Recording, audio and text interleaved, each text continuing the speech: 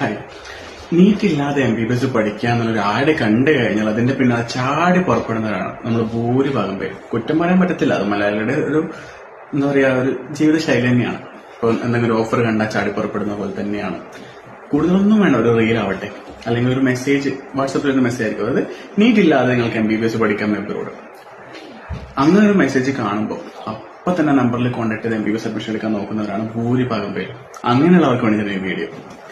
നീറ്റില്ലാതെ MBBS abroad പഠിക്കാൻ പറ്റും, പക്ഷെ അവരോട് കൃത്യമായിട്ട് ചോദിക്കുക, അങ്ങനെ MBBS പഠിച്ചു കഴിഞ്ഞാൽ തിരിച്ച് ഇന്ത്യയിൽ വന്നു കഴിഞ്ഞാൽ ഡോക്ടറായിട്ട് പ്രാക്ടീസ് ചെയ്യാൻ പറ്റുമോ എന്നുള്ള കാര്യം.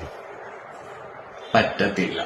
നീറ്റില്ലാതെ MBBS പഠിക്കാൻ പോയി കഴിഞ്ഞാൽ തിരിച്ചു വന്ന് ഇന്ത്യയിൽ പ്രാക്ടീസ് ചെയ്യാൻ നിങ്ങൾക്ക് പറ്റില്ല. ആ ഒരു കാര്യം ഓർത്തു വെച്ചോ.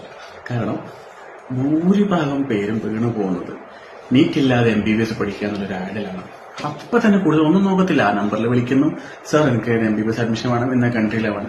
അവരെന്താ പറയാ, ഒക്കെ എടുത്തുതരാം, ഇത്രയാണ് ഫീസ് വരുന്നത്, ഇത്ര എമൗണ്ട് അടച്ചോളൂ, 1 ലക്ഷം രൂപ അടയ്ക്കുക, എന്താ പറയുക, ഡോക്യുമെന്റ്സ് അയക്കുക, സീറ്റ് ബുക്കാണ്, നിങ്ങൾക്ക് ജോയിൻ ചെയ്യാന്നുള്ള ഫോർമാറ്റിൽ.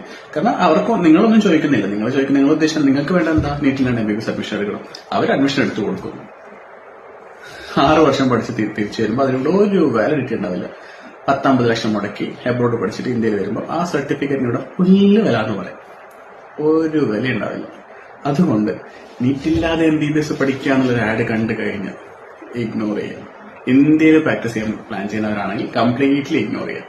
വെറുതെ പണം വേസ്റ്റ് ചെയ്യലാണ്.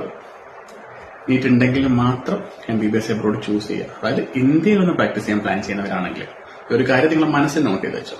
ഇനിയെങ്കിലും without NEET you can do MBBS എന്നൊരു ആഡ് കണ്ടാൽ ഇഗ്നോർ ചെയ്യുക. കാരണം അങ്ങനെ MBBS എടുത്താൽ ഒരു കാര്യമില്ല, ഇന്ത്യയിൽ വന്നിട്ട് ഒരിക്കലും ഡോക്ടറേറ്റ് പ്രാക്ടീസ് ചെയ്യാൻ പറ്റത്തില്ല.